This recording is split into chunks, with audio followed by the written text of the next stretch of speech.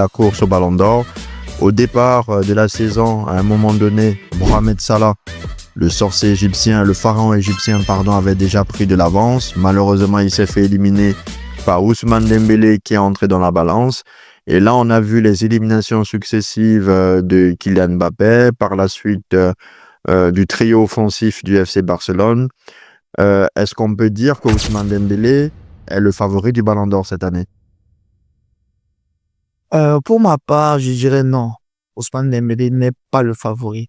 Je pense que je pense que le favori de cette année, c'est Lamine Yamal. Je pense réellement que parce que il a tellement impacté sur son équipe que c'est l'individualité qui ressort le plus du côté de Barcelone. C'est lorsqu'on parle d'individualité, le Ballon d'Or c'est individuel. Donc pour ma part, je pourrais mettre Lamine Yamal, mais on l'a vu l'année passée, on a dit le Ballon d'Or à retrait, un joueur plutôt collectif. Donc à maintenant aussi, ça ne pourrait pas m'étonner que, par exemple, un Petri puisse remporter le Ballon d'Or. Lui aussi, sa saison est exceptionnelle.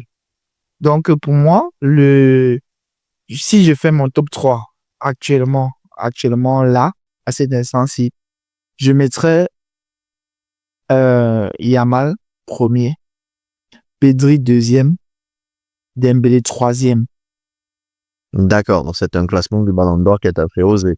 De mon côté, je suis assez dubitatif par rapport à ce Ballon d'Or. Je trouve quand même qu'on ne note pas assez la progression de Ousmane Dembélé. Je veux bien que Lamine Yamal soit flamboyant et que esthétiquement, il soit beau à voir, mais j'ai l'impression que donner le Ballon d'Or à Lamine Yamal, ce serait contredire la raison pour laquelle ils ne l'ont pas donné à Vinicius l'année dernière. Car l'année dernière, celui qui était flamboyant et qui faisait des gestes incroyables, c'était Vinicius. Et c'était en plus accompagné de stats à la fois de buts et de passes décisives. Cette année, Ousmane Dembélé, pour moi, il coche tous les critères. Je ne dirais pas que c'est la tête de gondole du PSG vu que c'est Luis Enrique, mais il est quand même à plus d'une trentaine de buts. Il a plus de 10 passes décisives. Il a marqué dans chacun des tours importants du Paris Saint-Germain. Et là, j'ai l'impression que pour ma part, si il marque un but en finale, je pense qu'il aura le Ballon d'Or. Par contre, le seul défaut qu'il a, c'est qu'il n'est pas bankable. Il est difficile à vendre. C'est pas un joueur flashy, voilà. Ce qui n'est pas le cas de Lamine Yamal, qui a ce côté flashy, qui a ce côté propre, qui a ce côté jeunesse. Et n'oublions pas que être Ballon d'Or, c'est aussi être le visage du football mondial. Et j'ai l'impression que les influences qui obscurent dans le football sont en train de vouloir couper une sorte de logique. Parce que dire que Ousmane Dembélé ne peut pas avoir le Ballon d'Or si le PSG remporte la Ligue des Champions, pour ma part, je trouverais que c'est aussi scandaleux que le non-Ballon d'Or de Vinicius. Je veux bien que Lamine Yamal soit performant, mais à un moment donné, oui, il a remporté 3 trophées sur 4, mais le Graal des trophées dans le monde des clubs, c'est la Ligue des Champions. Donc, je crois que Ousmane Dembélé, pour ma part, est le grandissime favori, même si moi, je prends le pari que même si le Paris Saint-Germain gagne la Ligue des Champions et que Ousmane Dembélé ne fait pas un grand match, mais le Paris Saint-Germain gagne, il ne sera pas Ballon d'Or parce que les médias vont se charger de trouver quelqu'un qui sera toujours beaucoup plus beau et beaucoup plus intéressant que lui. Et en secondo, oui, vas-y. Ouais, je dirais aussi, effectivement, c'est beaucoup plus, c'est comme ça que je pense qu'ils votent réfléchissent, vu que, comme tu l'as si bien dit, si un joueur n'est pas vraiment bankable, comme tu le dis, c'est difficile, en fait. C'est difficile pour que il soit en fait mis en avant. Si c'est pas par son club, l'Europe entière en fait de voir. En fait, même nous, hein, même au quartier, c'est pas n'importe où.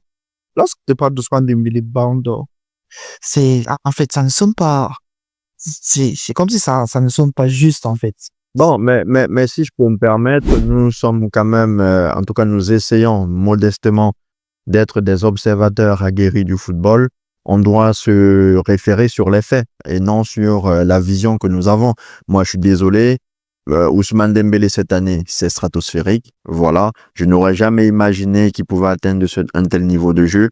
Et même sur Lamine Yamal, je suis désolé, je trouve que c'est un peu trop facile.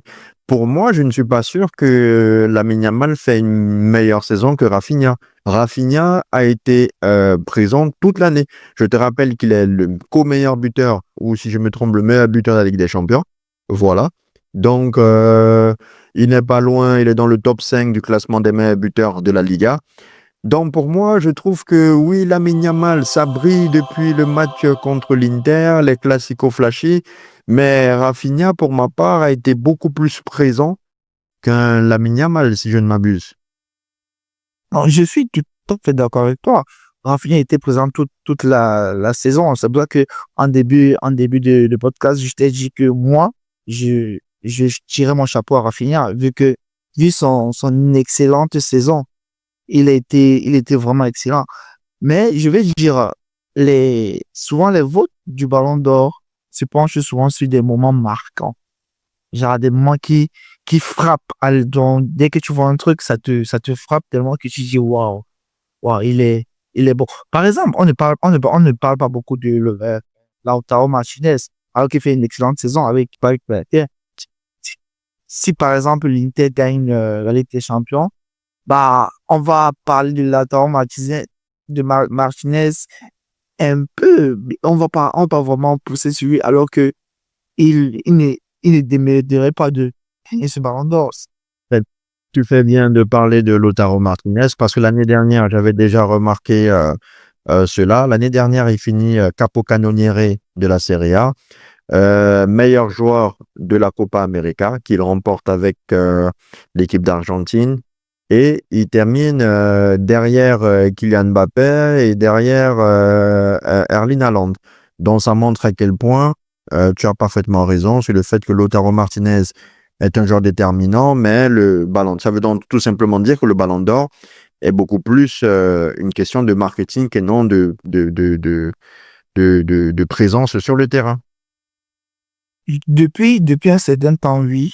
Parce que après la période, on va dire, Cristiano Ronaldo, Lionel Messi, on veut, en fait, ils veulent, ceux qui dirigent le ballon d'or et tout, la cérémonie du ballon d'or et tout. En fait, ils veulent quelqu'un de vendeur. Je ne sais pas, la saison dernière, je ne sais pas s'il y a eu un problème particulier parce que ils l'ont donné à Rodri qui, bon, on va Moi, j'ai mon avis sur la question, mais bon. je vais pas trop inscrire dans ces débats-là. Mais ils se sont rendus compte eux-mêmes aussi que ils ont commis une erreur parce que Rodri n'est pas bankable. Il était ni rentable parce que c'est un joueur qui n'a pas de réseau, un joueur qui n'est pas flashy, qu'on ne voit pas beaucoup, en fait.